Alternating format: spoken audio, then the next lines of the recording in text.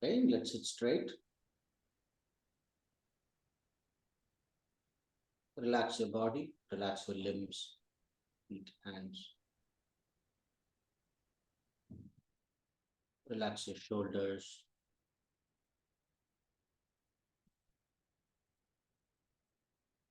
Relax your mouth, relax your eyes.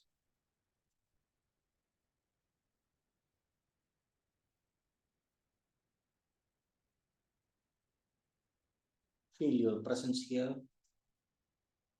You are here now.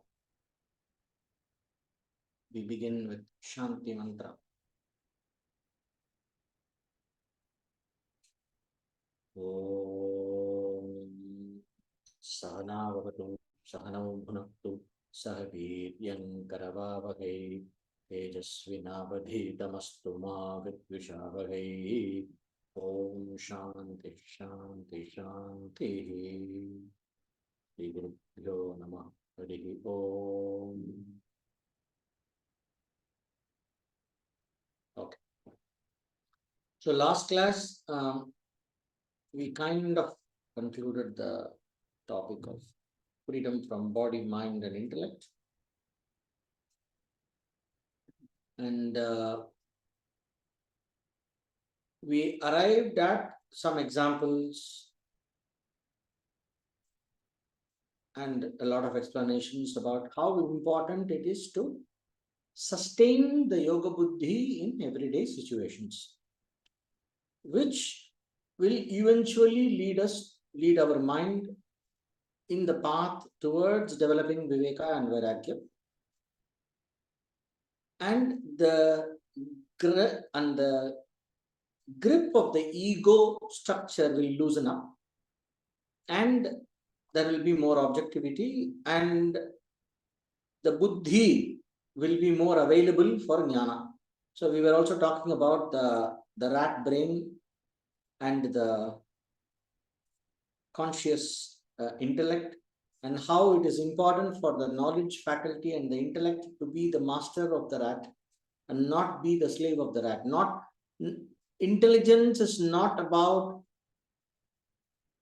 finding clever and smart ways of satisfying the various desires and addressing the various fears and constantly being at the beck and call of our animalistic, wanting mind that is propelled by ignorance. The intelligence is not about being a clever rat. Intelligence is about evolving out of being a rat and being a human who can arrive at the doors of viveka and at the doors of jnana, the one who is ready for jnana, and to the level of purity and the sattva that allows us to rise above the limitations of being an individual, to rise above the illusion of individuality. So this is what we were talking about and how to arrive at. So there is no other shortcut. This is the only way, because all bondage is a result of ignorance and freedom is of the nature of knowledge. So we went through that in various angles we explored. And I had asked for some questions. If you have any questions, anybody, you can just put it in the chat here and I will take up in the course of the session today. So until the questions come, I would like to talk about a very important aspect of the whole process of spiritual learning, questioning, and the teachers answering, and how to interpret the teachings and the various ways of explaining. So each school, each master has one way of explaining. And there is a lot of mix-up of mysticism with knowledge. So there is a lot of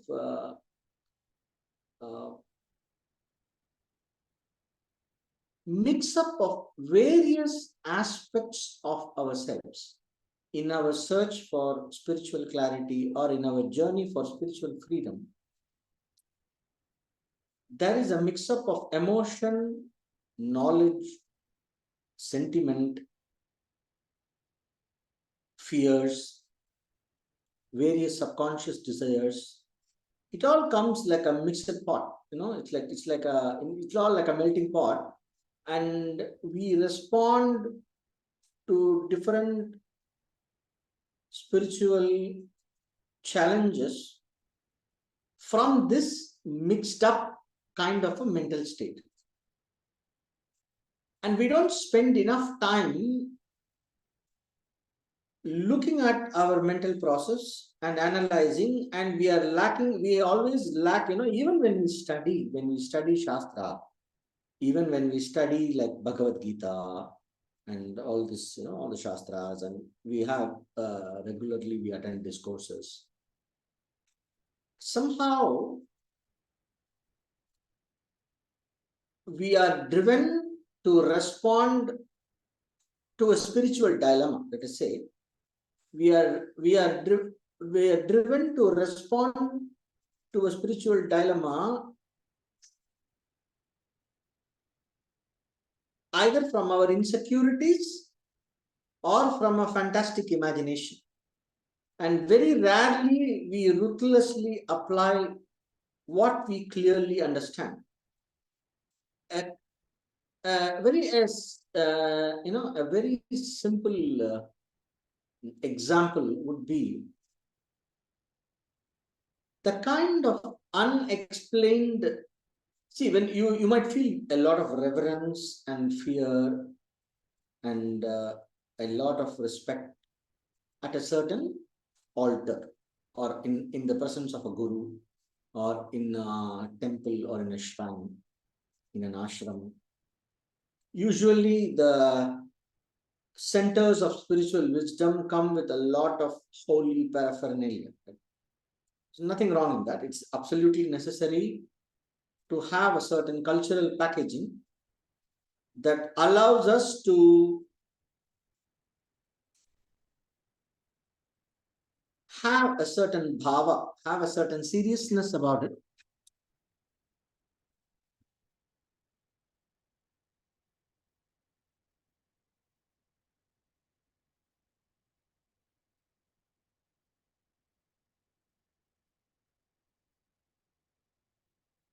So to allow us to have a certain bhava and a seriousness in our approach, some kind of marketing is required. So the culture understands the tradition understands our emotional need. The tradition understands our weaknesses, and it has given a lot of rituals, practices. There is a lot of cultural packaging with which the spiritual wisdom comes. So that has a very deep impact in our subconscious and makes us come forth with a certain amount of seriousness, or what they call as a bhava. And the negative side of that is we lose our common sense.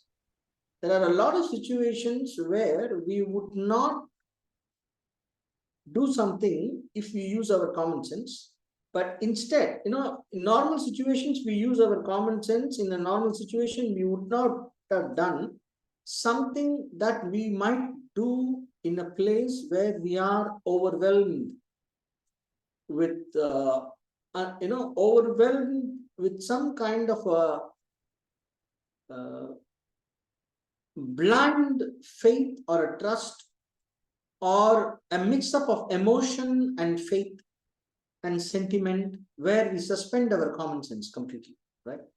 So this happens a lot in cult, in sects, in ashrams, and sometimes in temples. There are times when you might, you might be very emotionally worked up about a situation. And let's say you are a devotee of some Baba or somebody, and you became a devotee listening to miracle stories. No, there are these people who come to, especially what we call as arthi. the people who come to bhakti because of being in trouble, they are they are in the they are in the bhakti of that Baba or that deity. They are practicing bhakti because they want some problems. Their problem to be solved. They are desperate, right? So when you have this desperate devotee syndrome, when you are a desperate devotee, what happens? You start seeing signs everywhere. You are thinking about something, you are worrying about, and then one auto rickshaw goes with the picture of that Baba in the back. So the likelihood of seeing that Baba in Germany behind a taxi is zero. But the likelihood of seeing that Baba in Bangalore is very high, right? So it's a lot of simple coincidences. The moment what happens is you are worried about some issue in a very deep level. And then, suddenly some picture of this, why fear when I am here, something like that pops up. And then immediately it strikes you in a very subconscious level, in a very deep way, and you get overwhelmed. And you feel that you have seen all the signs that it will be okay. And then suddenly it doesn't become okay. Or something else happens. Or sometimes it becomes okay. So events in our life happen according to the karmic progression. It happens according to how it should happen. But we keep making associations in a way that is meaningful for us. We make certain associations in a way that is meaningful for us. And that's what we develop faith and hope in the mystic unknowable. I will not even say unknown, I will say unknowable. You will never know whether a prayer caused a solution. You never know. So the people of faith, we generally say that, see, if there is a difficult situation, when we pray, the problem will be solved, could be solved. So it is better to pray than not to pray, because if you pray, if it can be solved by the prayer, it is the prayer is going to give that extra help. If it works, fine. If it doesn't work, then it is God's will, like that. But sometimes, let us say, if you get used to this, praying for getting things done, and praying for constantly, this faith-driven people, they're all the time praying for this one, praying for that, praying for solving some everyday situations. So, they say, I have faith and I believe in prayer. Nothing wrong. So what I'm trying to tell here is the way in which we deal with the unknown side, the unknowable side. It's just we have a very blind approach generally as a common religious or a spiritually inclined person, primarily driven by faith. The person might have a lot of knowledge, but the drive is basically faith. So you're always looking for some miracle to happen. You're always looking for some superhuman, supernatural intervention that will somehow treat you more specially than it treats anybody else. No, so we always think we are more special. So as God should have some extra care for me because of whatever reason. So we expect that God should know all my. That means there is some God. We assume that there is some God sitting there having notes of everybody's life, and then he or she must know all my issues. He knows already all my issues, and I have prayed. And why God is doing this to me? Why it is doing to him and not to me? This doesn't feel like justice, or what we consider is correct. I have been a good person. I have been doing everything according to the rules, and why this is happening to me, right? So why God did this to me? And also we say when problems also, God solved this problem for me. So we are attributing a cause effect relationship to events and whatever mapping that we have created in our head. And we expect that to keep happening, right? So we act from there. A very simple example, everyday example is like, you see all these beggars who sit near temples. So you go into a temple, you worship and all that, and you come out and you are in a very emotionally, sentimentally in a vulnerable state. And you are, you are always looking for signs and, you are in a very heart mode. And, you don't want to, you are not comfortable saying no. And you have a higher tendency for charity and all that, a larger hearted thing. So all the beggars are sitting there. It's a completely organized industry. These beggars sitting around temples or churches and mosques, places of worship, satsangs and all these places. It's basically cashing in on your sentiment. So they know exactly what they're doing. And also sometimes we have these priests and these fake priests and this fake babas. Like if you go to Varanasi, for example, you have a lot of uh, uh, very specially dressed people who dress like they have all this paraphernalia and they especially dress up. They dress up exactly at the time of Aarti, something it's called collection time. So exactly at the time of Aarti or exactly at the time of some puja, something they dress up and they hang around and sit on it. And there is a lot of competition and sometimes violence. And there is a lot of power play in getting the right spot where one tends to get the maximum donation. So all this happen. So you are in a vulnerable state. All this we don't know. A common man doesn't know. So you are in a kind of a vulnerable, emotionally, sentimentally, a vulnerable state. And then a person comes and asks you for some charity, some beggar, somebody who has especially dressed up for that occasion, comes and asks you for something. And you are in a huge dilemma. You read about organized crime rings, plant beggars everywhere.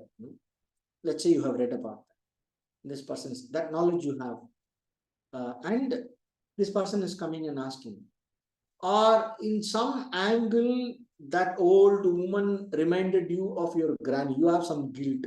You forgot to see your granny before she died, and this old woman.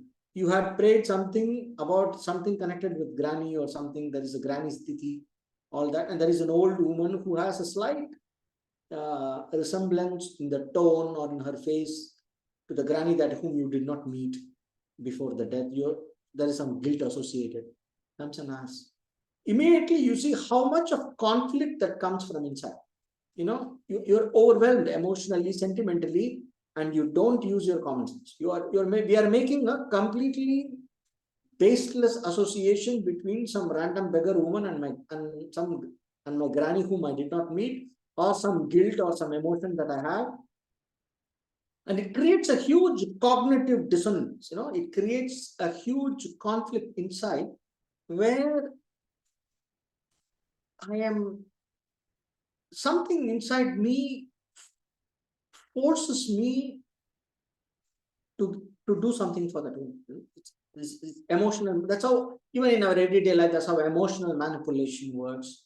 And then later I'm wondering, you might get too sentimental, emotional, and then you are giving that last 100 rupees of something you had for your bus or something that was important.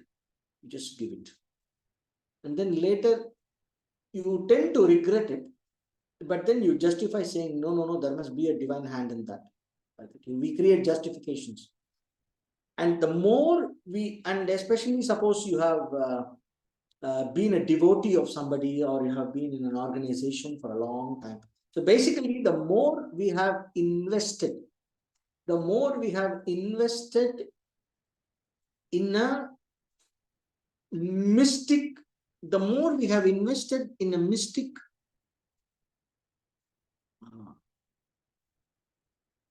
One second, please. Something wrong with my computer. Excuse me.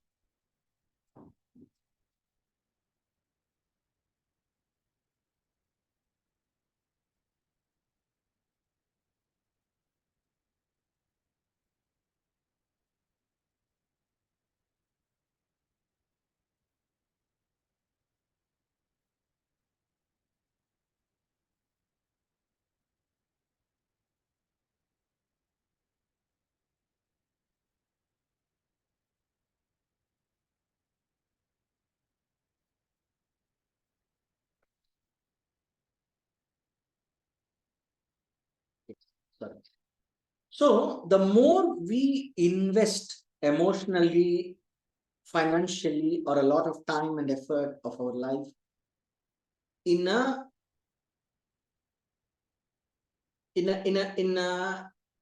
faith-based setup, or um,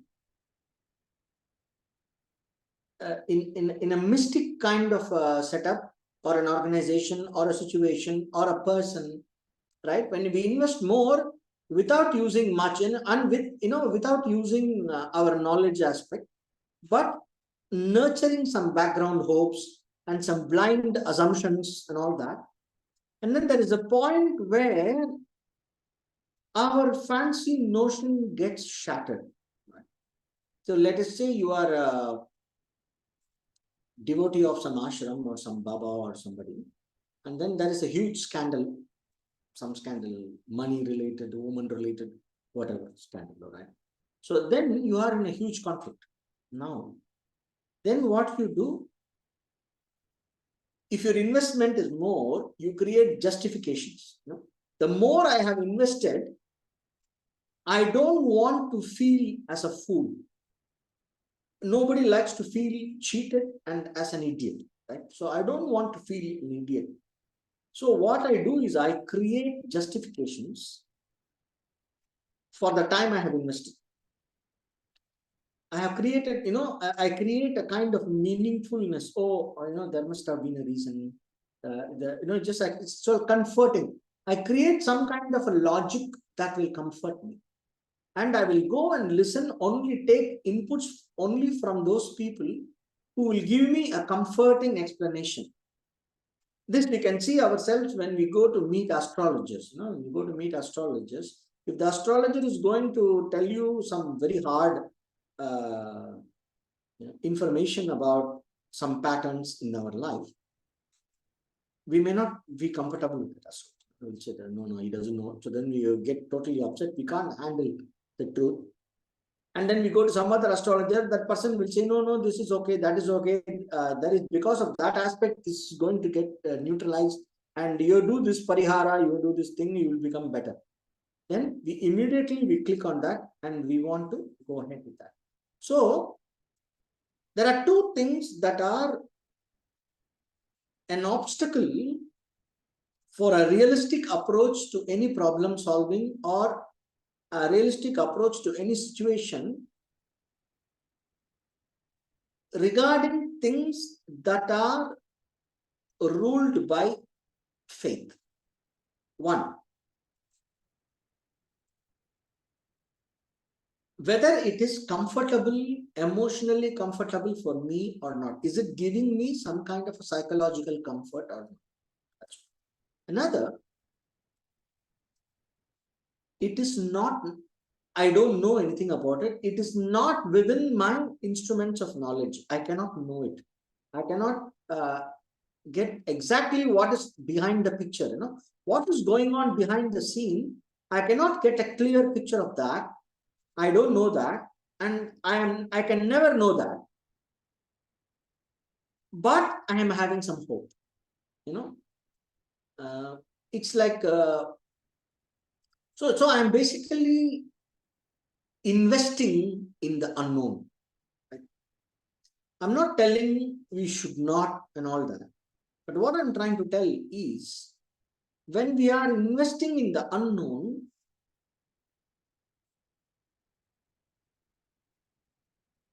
it is very important to remember that it is unknown, right? We cannot create comforting assumptions about the unknown. So this will happen. God is great. God will take care of you. Don't worry. Somebody has cancer, terminal cancer. No. Don't worry. God is great. God will take care of you. Something will happen. You will be fine. Don't worry about it. Comforting words, right? I consider it completely irresponsible to say this. In fact, how do you know God will take care? You don't know God will take care. Does God take care? Have you seen God? God came and told that God will take care. He's a good person. Only good things will. If you are a good person, I am a good person, does not mean good things will happen to me. I am a good person because I understand that there is no choice in being a good person. Only by being a good person, I am going to develop Chitta Shuddhi, which is going to make me more and more eligible for knowledge. So in this context of knowledge, in this context of self-knowledge liberation, in the path towards liberation, there is a clarity, there is no problem with the unknown. So if I am having my relationship with this unknown mystical side of life, of the whole spiritual journey, there is always some mystical side involved, It is not that we cannot say the mystical side doesn't exist. Like atheist, we are all astikas. We cannot dismiss the mystical side as not existing, because in this country we have grown up listening to so many miracles, and we have lived and seen and witnessed so many Mahatmas doing things that a normal mind cannot understand, even science cannot explain. We know that it has been it is part of our life here, and it is so common in India. It is very difficult for us to completely dismiss that. We don't have to dismiss that, but is it intelligent? What we need to ask ourselves is it intelligent to have specific expectations and invest heavily on those? That's what we need to ask. So when we are approaching the unknown purely based on faith and not understanding the Shastra behind it, the Shastra tells us how we must have what is a healthy relationship. I will put it like this. Shastra tells us what's the healthy relationship with the mystical side, with the unknown. The unknown is, I don't know how it works, somehow it works. What are the spiritual laws that govern different situations of life? We talk about karma, punya, papa, and all that. What punya will manifest when, we don't know. But somehow, we also hear about some Mahatmas who are Trikala Jnanis, who are able to tell about some what is going to happen. They are able to see some subtle pattern and give you a certain advice, and it comes in very handy later. Yeah, but do I have to keep waiting, like a doggy for a biscuit, like how a doggy waits for a biscuit, no? Like that, constantly waiting. So should I be like a doggy waiting for a biscuit, constantly looking for some kind of a random grace to come and fix my problems? Or can I develop a healthy relationship with the unknown? So this is extremely important, because this kind of non-systematic, non-analyzed, it's kind of a random assumptions about some miracles and other things happening, and mixing up with our emotional guilt and our guilt or our sentiments, and doing things blindly, because it feels comforting to do that, and that is not based on any knowledge. And we always mix up what is, there is this called as ask yourself inside. This is another problem. In this context, one of the main problems we have is, you ask yourself, you ask deep inside your heart, go inside and ask. The answer will come from within. And just do what your heart says. This is a very common thing that goes on in this, in loose spiritual discourse.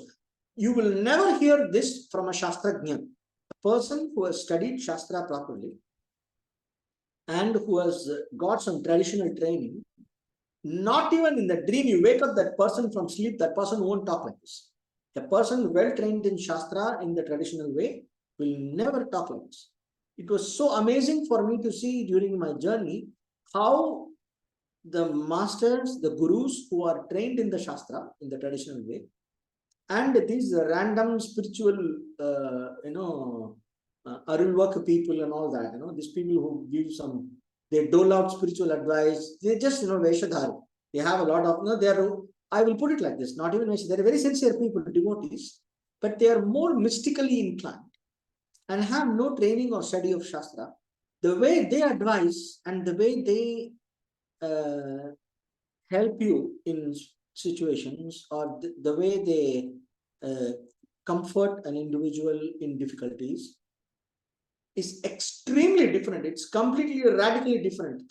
How a person trained in traditional and a method and the Shastra, who has studied properly, the entire approach is very different from these mystic people. They will never give you false hope. They will always prod you to learn to accept what comes. And they will always prod you to practice surrender. And they will always try to make you wiser and more comfortable with the unpredictable.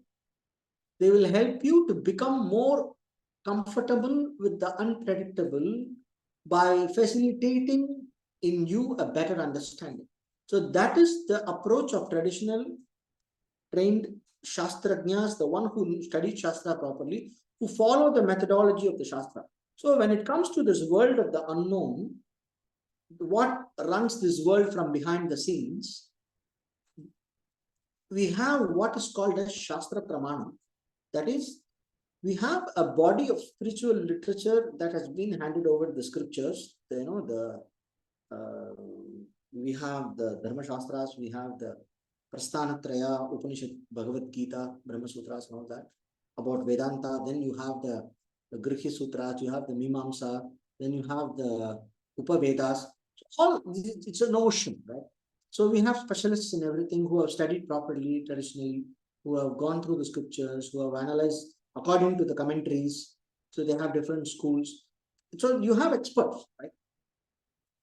So when we have so many experts, these experts, they are the storehouse. These Shastrajnas are the storehouse of what you call a Shastra Pramana. So this knowledge, there is a knowledge which is not simply information. This in Shastra, it is not, there are some correlations. It will say, if you have this problem, it is probably because of this bad karma that you have done in a past life. If you have so much of good things happening now, it is because of a certain punya that happened in the past. There is some kind of a rough correlation.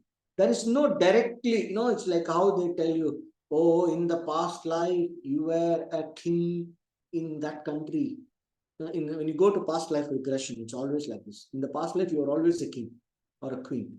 And then you did this torture to that. You had a person known to me was sentenced to jail and went through some case. It's completely unfair case and unfair judgment from what we look at immediately. So they went to some Arulvaka astrology people and they said, this person Arulvaka guy said, in the past life, you put a parrot inside a cage and you abused that parrot. Because of that, in this life, you are in jail. Random. You don't see this kind of things in Shastra. Shastra will tell you that if you are suffering for no reason in a certain situation, it's probably because of some kind of a past karma, that is bad karma, that is causing this. There's only a rough correlation. There is no direct, this action is because of this. There is nothing like that. So if you go to a person properly trained in Shastra, they will never talk like this. So when we are facing a dilemma regarding the unknown, it is very important to just remember to consult the Shastra. If I don't know how to decide, I use my common sense, my everyday experience-based, science-based, logic-based common sense. And after I have exhausted my common sense, if I need a little extra input about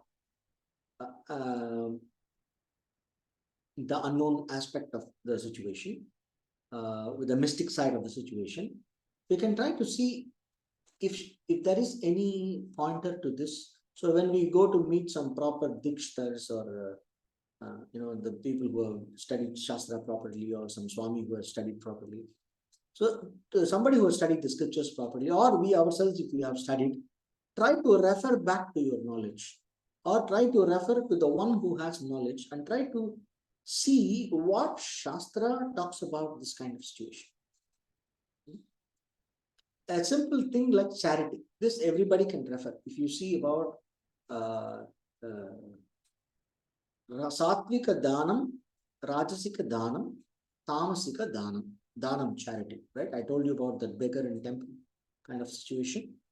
So, in Bhagavad Gita, it is very clearly said that charity is sattvic, given in the right attitude, with accompaniment of mantra, with the right sankalpa, sat sankalpa, and to the deserving person whom you have discerned as deserving in the right situation, given with the right attitude, in the right measure, in the right time, in the right place, in the right manner. All this goes into that according to the Shastra. So there are some things which are not to be done in a certain period of time.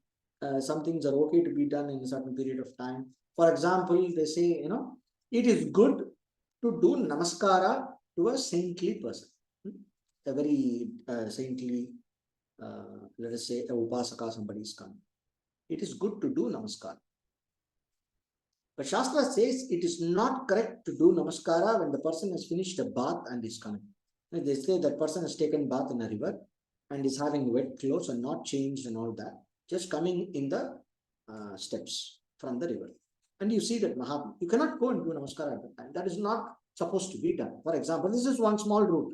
So like that, there is a lot of rules based on the Sukshma Prapancha, the subtle universe, the subtle laws that govern from behind the different situations of our life are governed by a lot of subtle laws. So as much as possible, we try to know that and we act according to the best of the knowledge. No matter how overwhelmingly we feel like doing something, we are in that temple and that somebody is coming and they invoke the sentiment in me about my granny. So that becomes a moment for me, a moment for reflection, to see how my mind is affected. That does not say that I have to just, that nothing tells as a rule that I have to give. It is some kind of a divine command, a divine sign that I must give charity. It is very important to stop having this kind of approach to situations where you make specific assumptions about the mystical cause of, you make specific assumptions about the mystical reason behind happenings in life. Don't make specific assumptions. Maybe there is some association. So if you are emotionally overwhelmed, it is very important to go back and sit and process our emotion and try to understand how it got triggered, and we solve that. So it becomes a moment of introspection. It becomes a moment for self-analysis and understanding, right? It is not a moment for action. So every time we are sentimentally or emotionally overwhelmed because of some faith-related situation, we have to remember it is not a time for action, but it is a time for reflection. So the moment there is a huge dilemma, there is you feel pressurized, best is not to act on any direction in a positive way or negative way. Leave the situation and sit and reflect on it. So it says that some aspect of our understanding requires attention. So where, in spite of knowing all the whatever we have studied, at that moment the knowledge is not working. The emotion and the sentiment has a lot of force. So this is a very simple thing. This knowledge usually does not have the same force as emotion or sentiment. This is a common problem we have even in normal common sense related things. For example, smoking is injurious to health. A person who has gotten habituated to smoking feels that phenomenal urge to smoke. And the situation is worse if that person is a doctor. So the situation is worse if the person is a doctor, because the doctor knows all kinds of logic to justify smoking. The doctor also knows all the logic to be used to justify why it is important not to smoke. Suppose if that doctor is again comes to the rat brain versus intelligence, how much freedom we have from the rat brain. So you see, as a smoker, if you want to, at that moment, if you want to make a decision, the desire to smoke is obviously going to be phenomenally much stronger than the discriminative voice that tells me I should not smoke. It is at the level of physical urges, and the subtle is even more. If it is an emotional thing, it feels even more real. And sometimes, ego is even more subtle.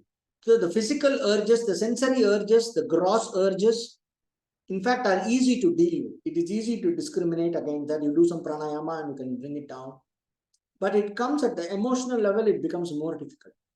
Then it comes at the ego level. It is very, very difficult to even see that this is a problem. It will feel right. That is the whole problem. When your ego is affected in a situation and you are, you think, not even feel, you think this is what, this, you will feel and think that this is the right thing. You're very sure this is what I should tell in response to this. This cannot be done and I am not supposed to do this. You feel exactly like that, but the motivation is basically from ego. It's something that you believe in strongly, something that is very close to you, and it's something about you. Let's say I have developed a strong identity about myself in a certain way. I am so and so. I am so and so. I cannot afford to do this or to be treated like this. So I have to show who I am here. It's a simple situation. I have to show who I am here. This is a very common thing. If you are a very important person, there is a tremendous pressure to show who you are in a specific situation. Now, it's almost impossible to see through an error that happens at this level, right? So in all this, so in each level, one kind of spiritual practice comes in handy. So the Nishta, the concept of Nishta comes here, where in each level, when there is a fault, one kind of a technique or abhyasa comes in handy for a fault that occurs at one level of function. At the level of physical urges, pranayama comes in very handy. At the level of emotions and random thoughts, the practice of japa comes in, compulsive thoughts. The practice of japa comes, a repetitive compulsive thoughts, compulsive emotions, repetitive ideas. It's like you just want to do it and get rid of this this buzz in your head, right? So this kind of things, japa comes in very handy. At the level of ego, at the level of ego, when you feel very strongly, under something, that there only Shraddha comes in. You feel absolutely, yes, I have to do this. Correct. You think, and it's all about you. It's your identity. It's your, it's about who you are and all this self-definition. Very deep at that time. But the only thing that says this is not okay is Shastra. Or sometimes your guru has told you, no, you should not do this. As guru has given a specific instruction, in such situations, you must not act like this. You must not assert yourself in this situation. Every cell in your system will tell you to assert. The only thing that will help at that level of, where we are making an error out of ego, the only thing that will help us in that level is Shraddha.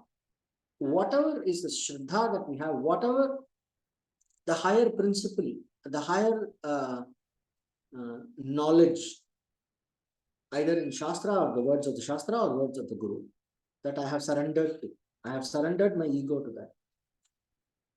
everything in my logic will tell me no or do this. Only that Shastra or the words of the Guru will tell again, no, you should not do this, or it will say, no, you have to do this. Even though you don't want to do this, you have to do this. No, it is not about your dignity, it's about doing this. This is what is the right thing to do. And I have already an instruction ready. But my system doesn't agree, my ego doesn't agree. Then it is the Shraddha that will make me put a break and inquire into the validity of my feeling or my thought. So in each level, one kind of a spiritual tool is most useful. So this knowledge comes when we study and when we discuss and have satsang and all that. So we have to use the spiritual tool that is relevant for that level of functioning where my error is, and apply that and solve the situation and go back to our privacy of our sadhana, privacy of our home, our room, take time off and to process how the error came. It is very important. If we solve a problem at a given time and we, somehow we escape an error, mistake, we don't do a mistake, we escape it. It is important to do some homework and sit and analyze why we think like that, and to watch the mind and the tendencies and to see if we can rewire the way we approach. Can we rewire that emotion? It's called Pratipaksha Bhavana. There is a rule that you are supposed to be like this. This is the right thing, let's say, according to Shastra, according to the words of the Guru, this is the right thing. But everything in me wants the opposite. It's called Vitarka. Vitarka Bhadane, being affected by Vitarka, Pratipaksha Bhavana.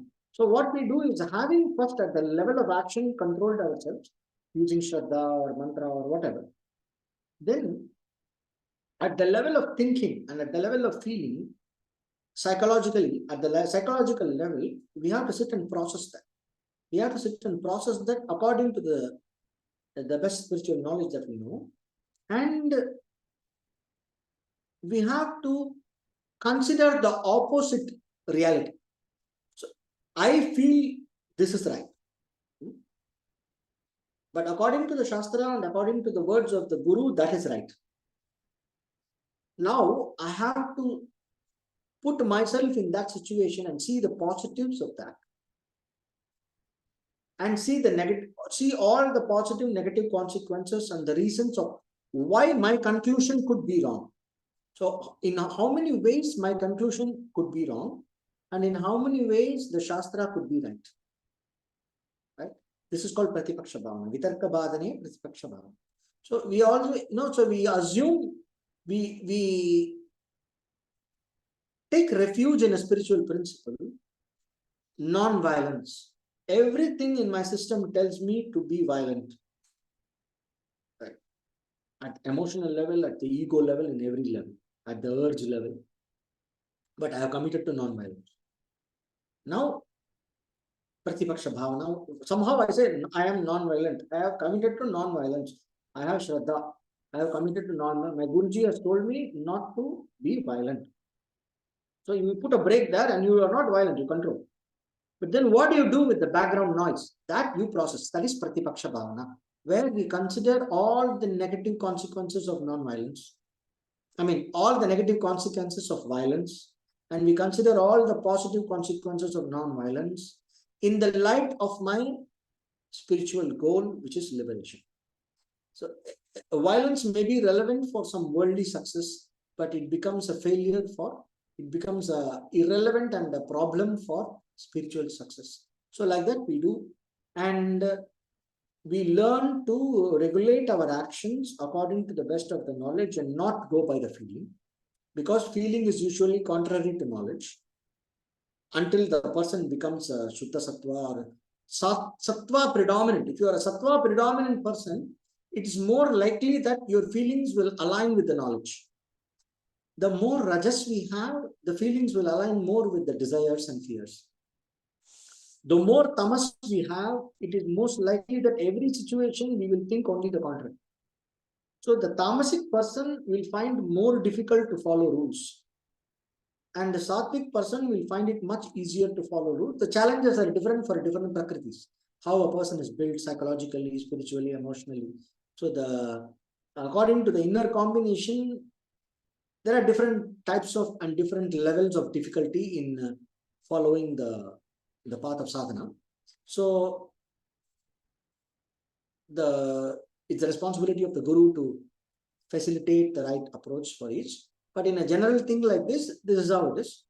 So we do what is important is we find a way to stop at the level of action, no matter how we feel.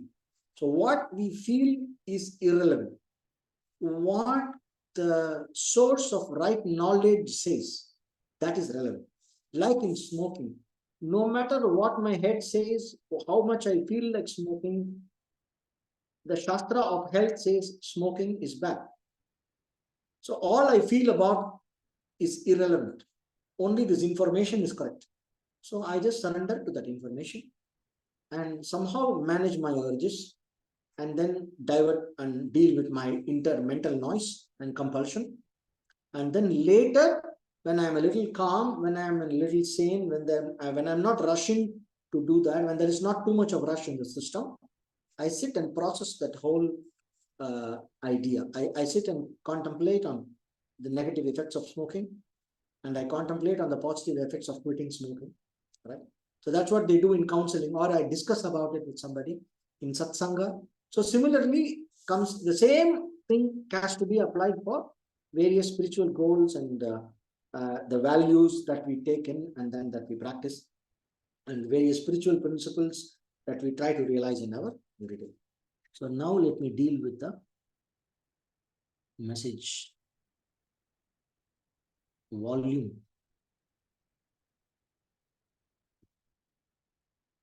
The volume was okay. That was my error. Sorry. Right. Okay, so that's about it. Any specific questions based on? So when we question, we have to understand that regarding the unknown,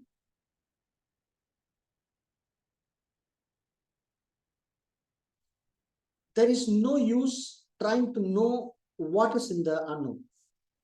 The only use is what is my relationship with the unknown. For example, people ask, people try to understand how is the mind of an enlightened person. What will they do?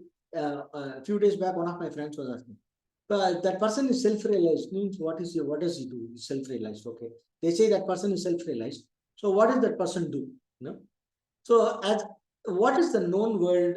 A normal person who is an ignorant samsari, who considers himself as an individual, ajnani, there is an approach to life. Since I have to do things, I have feelings, I have desires, I do things and I achieve things. I have a schedule, I have to keep busy. So there is a certain idea of what is the right life, what is meaningful activity, and what is a meaningful life, right? This is the known. Then there is this Jivan Mukta, whose psychological reality is unknown. I don't know about.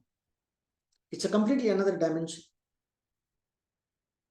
Even in our everyday life, a simple thing like an artist, how does an artist perceive the world? So if the artist is explaining to you, you can just listen, like interesting, but you can't relate to it. So what reality I live, that is my reality. How I live and how I perceive things, what I feel, that is my reality. So whether it's a Jivan Mukta, or how the Jivan Mukta feels, what he does, like Arjuna asked Sri Krishna, Sita Prajna Cheka Bhasha, Samadhista Sekeshava, and that thing he says, And then there's all the qualities of the Sita Prajna. So what the Acharya say is, what the Shastra says is, whenever the qualities of a Jivan Mukta or Sita Prajna is described, it is described in a way that is useful for the questioner. So it becomes a sadhana. It is a sadhana that you try to emulate those qualities. If you do that, it helps you to develop a better quality of mind that makes me ready for jnana. It helps me for developing chitta shuddhi. So the apparent, the nature of the Jivan Mukta or the Jnani, how a Jnani is and all that, what is his consciousness, all this is useless. So that is why the Shastra tells you about a Jivan Mukta in a way that is useful for me. So what is my relationship with the state of enlightenment? That is what is important. So I try to emulate certain things. So it is presented to me according to my known universe. So the world of the unknown is presented to me according to, based on what I already knew. So that is what the scriptures do. The scriptures present to me the mystic side of the world based on what I already know, so that I can have a relationship with this unknown dimension in a way that is useful for my growth.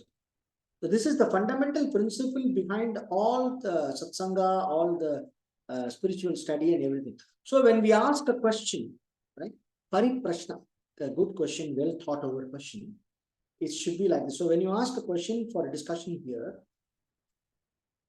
come from what you really need. So it does not matter how is God.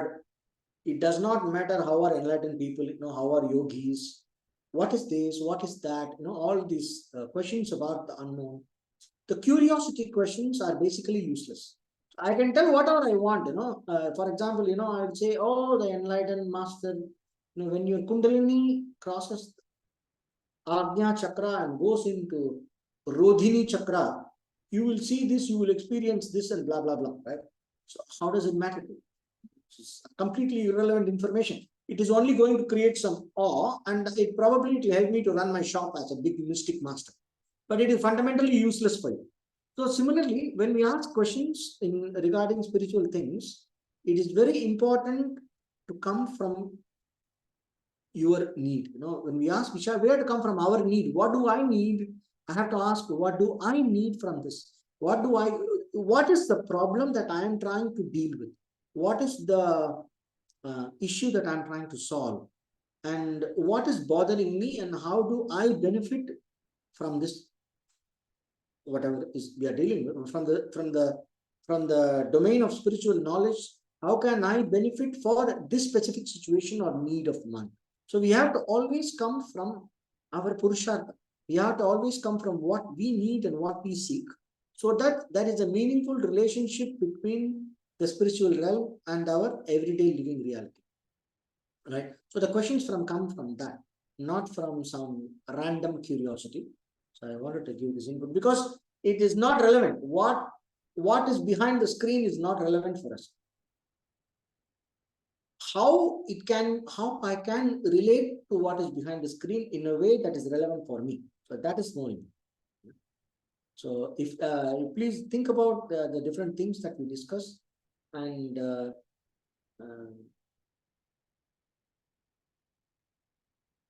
when we live in a conscious way, we will know exactly what are the different dimensions in us that we need to address. What are the different aspects that we need to improve upon, where we feel a little stuck or blocked, or what we need to develop and how. So the various needs, the hiccups that we might have, or the dilemmas that we might have. We can discuss all that in this forum, and so that we bridge the gap between what is